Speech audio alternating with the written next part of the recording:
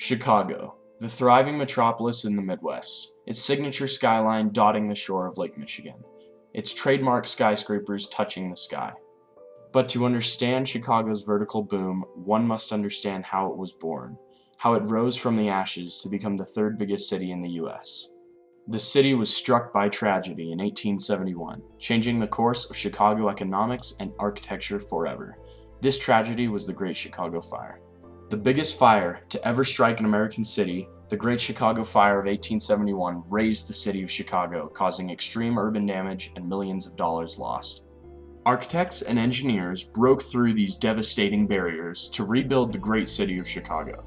Their efforts led to new architectural and economic innovations that paved the way for urbanization in the years to come. The Great Chicago Fire, the conflagration that changed the nation. During the mid to late 1800s, the United States was continuing to grow as a world power. With the Civil War waging on throughout the East, Chicago, like many other cities, began to grow economically because of its strategic position to the Union. Located on Lake Michigan and in close proximity to the Mississippi River, trade was established, and Chicago sold millions of dollars worth of horses, hardtack, preserved meats, tents, saddles, and harnesses to the state of Illinois and the Union Army. When the Industrial Revolution came to the U.S., the city benefited from the infrastructure built during the Civil War.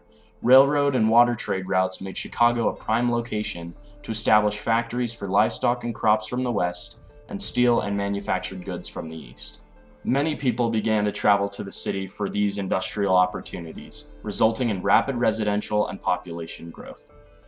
In the words of Sarah Jane Lippincott, "In short, all is astir here. There is no such thing as stagnation or rest. Lake winds and prairie winds keep the very air in commotion. You catch the contagion of activity and enterprise, and have wild dreams of beginning life again, and settling circulating, whirling. In Chicago, the rapids and wild eddies of business have such a powerful fascination for one." Immigration was especially important to Chicago's urban development and economic expansion. This time was one of the largest migration times in U.S. history. Push factors like famine, job loss, or religious or economic pressure, and pull factors like income, food, clothing, and certain rights and freedoms in the U.S. drew immigrants towards the new American dream. Because of this influx in population to industrial Chicago, buildings were built rather quickly to accommodate the people that were migrating to the city.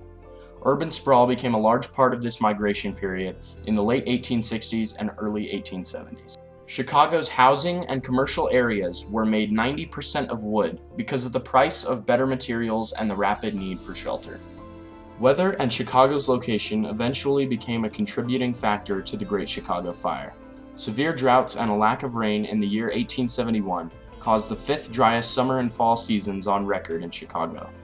During the week before the blaze, not a single drop of rain fell at all. To make matters worse, the humidity dropped below 30%, and southwesterly winds reached 20 miles per hour before the fire. The intense winds, combined with extremely dry wood and air in Chicago, influenced the fire's course after it began. On the night of October 8, 1871, sparks ignited hay in a barn on 137 DeKoven Street in western Chicago. The true cause of the blaze is still unknown to this day. Many believe it was caused by Mrs. O'Leary's cow, but other myths are meteor showers and accidental lighting by her son.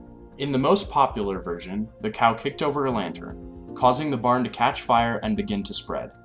Firefighters were notified of the fire shortly after the blaze had begun, but the night watchman failed to alarm the nearest station, causing the blaze to grow immeasurably out of their control. As the fire grew, it spread north and east because of the strong winds behind it. Heading towards the river and downtown Chicago, the fire jumped from roof to roof, lighting the dry wooden shingles and burning the rest of the house with it.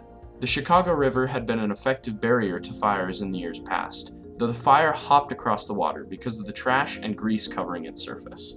After hopping the river twice, the fire awakened more than 300,000 people and forced them from their homes to escape its course. Bridges were extremely congested or destroyed, and all transportation was missing or taken, so many in the city had no means of escape. Once the fire reached the Chicago waterworks, any last futile attempts by the firemen were diminished. Anna E. Higginson, a real estate agent, drew the following scene. The wind blowing a hurricane, howling like myriads of evil spirits, drove the flames before it with a force and fierceness which could never be described or imagined. It was not flame but a solid wall of fire which was hurled against the buildings. And the houses did not burn, they were simply destroyed. The flames would dash themselves against the sides of a solid block, in one instant passing out through the other side, and the whole just melted away and disappeared. Possessions were burned and lives were lost, as many were trapped inside their homes from the blaze. Death was not uncommon. One Chicagoan recalls, a man hung desperate from the windowsill on the 4th floor. In vain he let go of his hold, and for a second a gleam of white shot down full 40 feet to the foundations of the basement. Of course it killed him. Many of the casualties from the fire occurred from failed escape attempts, not the fire itself. While the fire engulfed buildings, they began to crumble and weaken until they imploded, causing more metropolitan damage and fear. As the fire headed towards Lake Michigan, it began to slow and subside from rain and open spaces like parks and lakes. Finally, after 2 days, the fire burned out, damaging over 4 square miles of the city and displacing 365,000 people from their homes, killing up to 300. The total damage was $200 million in 1871 currency, more than $1 billion today. After the fire had diminished, Chicago immediately turned towards the problems caused by the blaze. Hundreds of thousands of people were homeless and were lacking many essential things needed for life. Donations flooded in from many cities around the U.S. and from the government, and Chicago began distributing these to the displaced people. Reverend Robert Collier spoke about the tragedies that the fire brought, but how the Chicagoans must push on. We have not lost first our geography. Nature called the lakes, the forests, the prairies together in convention long before we were born, and they decided that on this spot a great city would be built. Because Chicago was so metropolitanly damaged, architects were tasked with designing new housing and commercial buildings that were more fire-resistant and efficient. Men like Louis Sullivan, Dankmar Adler, Daniel Burnham, John W. Root, and William LeBaron-Jenney were some involved in this large endeavor. As these architects began designing these new buildings, newer building laws had been passed, mandating that fireproof materials such as marble and stone are used instead of wood. These developments provided a gateway towards newer, stronger structures using new innovations and infrastructure. Sadly, many people and small businesses had to abandon Chicago due to the cost of these new materials and a lack of fire insurance for their homes. Many other businesses ignored the fire laws, however, and continued to build their structures with wooden additions like awnings, cupolas, and shingles. Although Chicago had been devastated, the railroads, lumberyards, wharfs, and stockyards were unaffected, giving Chicago an economical advantage to rebuild its inner core. The city's process of reconstruction was halted due to 2 events: the failure of J. Cook & Company Bank in Chicago, and another, somewhat smaller fire in July of 1874. After the fire in 1874, the slow rebuilding process began again, with engineers and inventors trying to discover newer, cheaper materials that could be used. Terracotta clay emerged from this as one of the most cost-effective fireproof materials ever used. This discovery led to Chicago being the most fireproof city in the nation in the 1880s. Architects in Chicago started to develop a form of architecture called the Chicago School. This style was streamlined, simple, and cost-effective, and led architects to use this in taller, more resilient buildings in the city.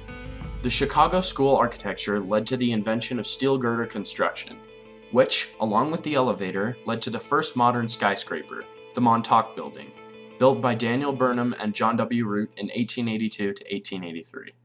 The skyscraper style of high-rise building began to inspire other architects in the United States to push the limits of nature and gravity to begin a new age of metropolitan dominance. Chicago was able to break through the ashes and grow their city, even though the barrier of damage and death had been created by the fire. The blaze also led to international recognition of the city of Chicago because of the World's Columbian Exposition and skyscraper growth that occurred. The fire changed the art of architectural design forever, bringing safer materials and building practices and greater appreciation for construction to the city and country. Because of Chicago's metropolitan age of invention and growing enterprise, the United States advanced as a world power throughout the 1900s to today. The Great Chicago Fire, though it was a horrible, destructive event, was necessary for Chicago's revitalized, innovative growth.